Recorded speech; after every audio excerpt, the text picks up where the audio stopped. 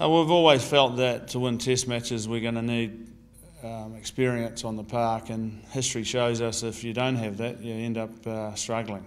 So that was a big part of it. Form was another criteria obviously, and we felt that the wider training group would give us an opportunity also to maybe bring a couple of young guys along and just have a look at them and see how they're going. So hence why we've ended up with a combination of people we have. You mentioned that bit of a mix there. Do you have a 30 sort of already penciled in, already in mind? Yeah, we do.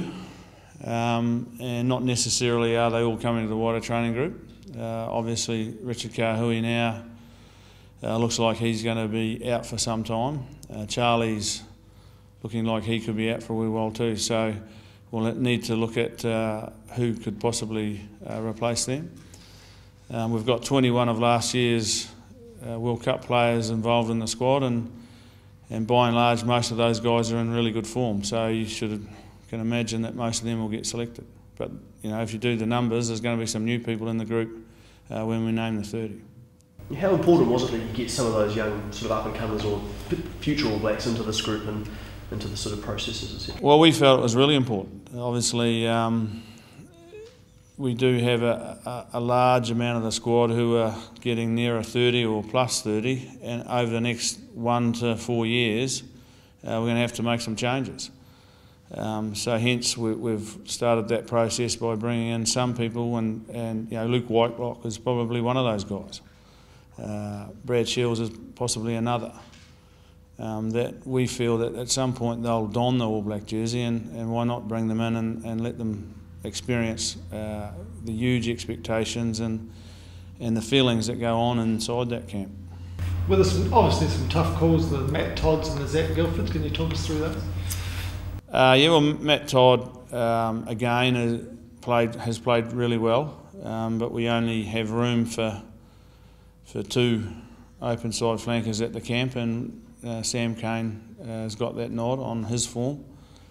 And Zach Guilford again, he's been playing okay, but we were very happy with Kahui and Corey Jane, how they were playing, and Julian Severe, we feel adds something a little different. He's a big guy with a lot of pace, scores lots of tries, so on form we felt he was a guy to pick. We've got Ben Smith and Tamati Allison who can give that utility role, which Zach can't do. But again, it might be a reprieve for Zach or Jose Gear with Richard being injured. So you're looking at a specialty wing to replace? More than likely, yeah. You talked about Sam Kane there. Is he the natural successor maybe long term to McCaw? Well, we're hoping so, hence why he's in the squad. He's been a player that we've had our eye on for quite some time, and is an extraordinary young talent. Whether he can make the step up or not, we'll have to wait and see. But we need to begin that process. So it gives us an opportunity, 1, to have a replacement, and 2, to have someone that can allow us to look after Richie a wee bit over the next 1 to 4 years. Is it sort of the face of New Zealand rugby now? You've got the established All Blacks in there, and then you've got sort of the young up-and-comers. You don't seem to have so much that middle tier. Oh, I'm not sure about that. I think there's good quality in the middle tier as well, but I'm a firm believer if you've got AAA players, then you need to have people that are capable in the long run being able to become AAA players, and that's what we've looked at with this wider training group. 4 halfbacks, Steve. Can you talk us through that? Yep, we've got 2 experienced and 2 young halfbacks. The 2 older ones, obviously Puri's got a few question marks around him with the way he's been playing, and we've had a sit down with him and made it pretty clear what our expectations are of him, and he's got to meet those expectations by the end of the last camp, or otherwise he won't be considered for selection. The 2 young guys have both been playing very, very well, as has TJ Perenara, and TJ's probably the unlucky one, but he's a year younger, and he's had a really busy Super 15, and we just think that he'll be far better off just having a wee breather away from the game rather than being brought into another high pressure environment, and I'm sure at some point we'll see him involved in the All Blacks in years to come. You've got 3 teams there as well. Is that sort of cover for Dan Carter and whether or not he's going to be able to kick? Or? A little bit. Cruden's playing outstandingly well, and we're happy with where he is. DC's making really good progress, and we're confident that he'll be available for the Irish series. But Barrett's been an X-factor player for the Hurricanes and can cover fullback. So at some point we'll see him playing for the All Blacks, I should think. So we've decided that he needs to be in the group. How close have you been monitoring Carter's progress? Very closely, obviously. He's our vice captain and will remain our vice captain unless Richie becomes unavailable. We have what we call a jigsaw around him, which is headed by our rehab specialist, Peter Gallagher, and he's overseeing his rehab on a regular basis in conjunction with the medical staff from the Crusaders, which, lucky enough, Dr. Deb Robinson is involved in as well. Has that been slower than you would have thought? No, from all the feedback that we've had from his surgeon, he went and saw his surgeon whilst in Melbourne, which was great, is that it's normal. It's a pretty major operation he's had, and we're really thankful that the Crusaders have done a good job with him, and that Tom Taylor's kicking over 90%. So I don't know if DC when the last time he kicked over 90, so Tom Taylor was probably doing the kicking anyway. But they've handled him really, really well, I think, and Dan's very good at looking after himself and being honest and reporting what's going on, and we're confident, he's confident, and Pete Gallagher, our rehab specialist, is confident that he'll be right for the June series. So I'm saying that he will remain the vice captain. You're saying that one way or another he is going to play, is either at 10 or 12. I'm not saying he's going to start any tests at 12. I've made the comment in the past that at some point he probably may have to play there, but that'll be more because of what our bench looks like rather than where we want to play him. If he starts for the All Blacks, it'll be at 10 in the June series. Steve, third hooker, options there? Yeah, well, clearly the three options are, in our minds anyway at this point, are Corey Flynn, Hicka Elliott or Dane Coles. We know a lot about Corey Flynn. We know a wee bit about Hicka, having had him involved with the All Blacks, and not so much about Dane, but we're really comfortable that we'll probably only use the two during the series, and we'll give the other three guys the opportunity to come in at a later date. Have you checked up on Red's progress? Have you heard anything through that? We've checked up, but there's not a lot that can be said yet. We've got to wait and see how he was always planned to have an extra day in Melbourne with his wife, and when he gets back today, Deb will see him and we'll make some decisions about how he is, but hopefully he's fine. Steve, you mentioned the balancing the need for experience and so on, I guess the leadership that goes with that. And I'm thinking just in terms of Lock, with Brad having moved on and so on, just how concerning the form of 1 or 2, and obviously I'm talking about Ali. There's a long way to get to that question. Look, Ali is a bit of an enigma, isn't he? He's had history of not playing well in the Super Rugby before, but he's played 73 tests, and I can't think of too many where he hasn't played outstandingly well. If we don't select him, then we end up with a very, very light experience across the middle row. Sam Whitelock would immediately become the most experienced with 25 tests. I'm confident that we can get him into our environment and do what we've done with him in the past, get him to play well, get him to unclutter himself and do the job for the All Blacks. And so we're backing ourselves to do that. And then his experience becomes really important. He scrums well, and we've lost a great scrummager in Brad. So again, I'm confident that he can come and do the job that we need him to do.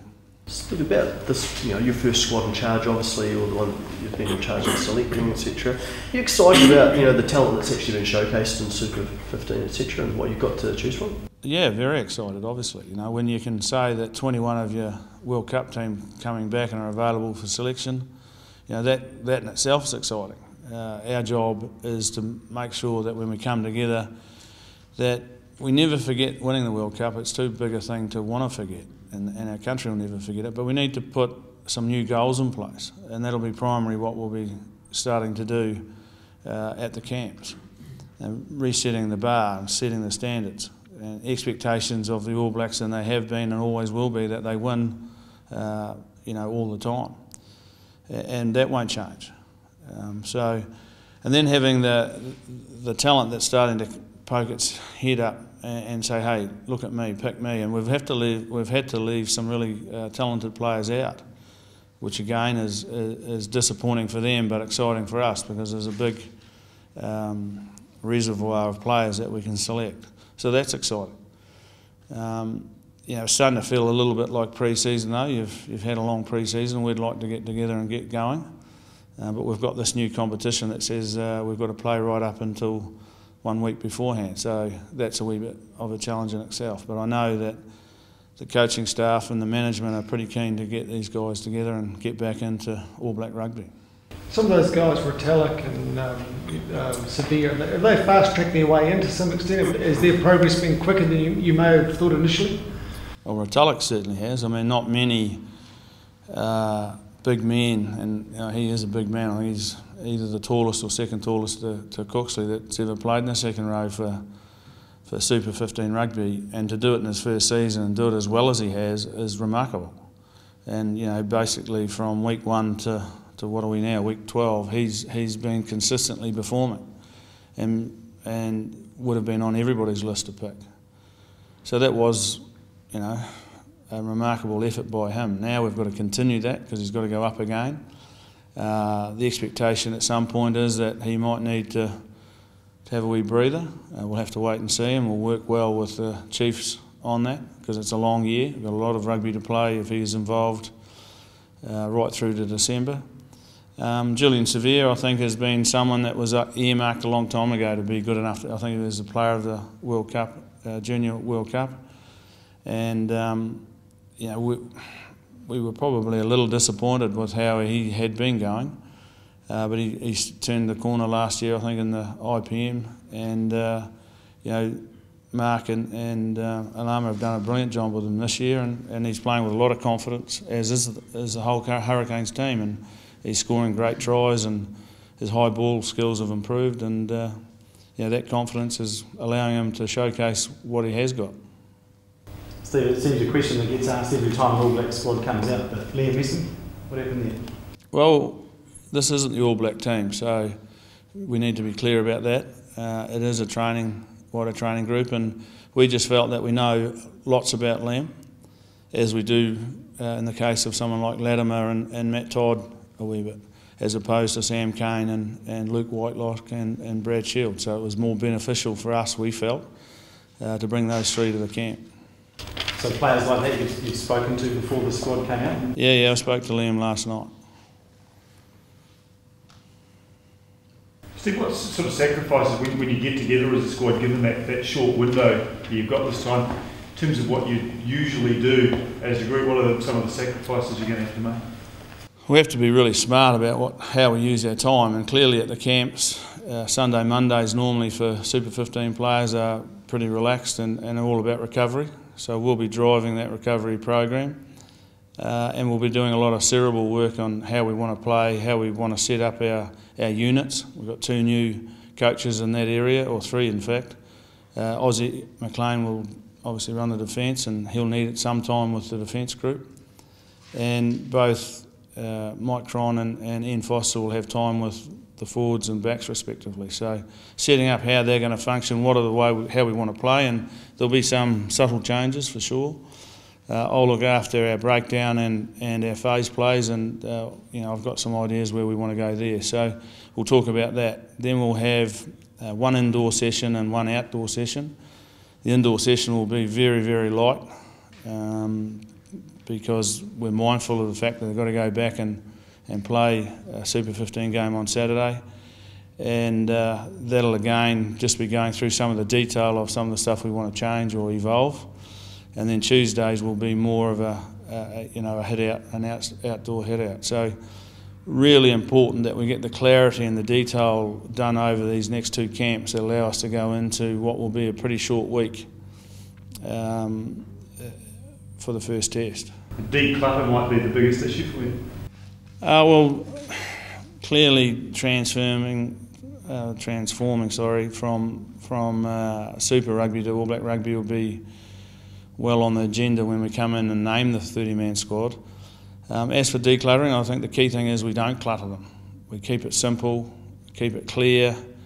And for me, early part of the week's all about clarity. If we get clarity early in the week, we can build intensity around Thursday, Friday out the captain's run, and then hit the track and have a performance that has intensity and clarity and accuracy on the Saturday. And, you know, we can be ruthlessly effective if we do that. And if, with the talent we have, we're going to be hard to beat if we do that.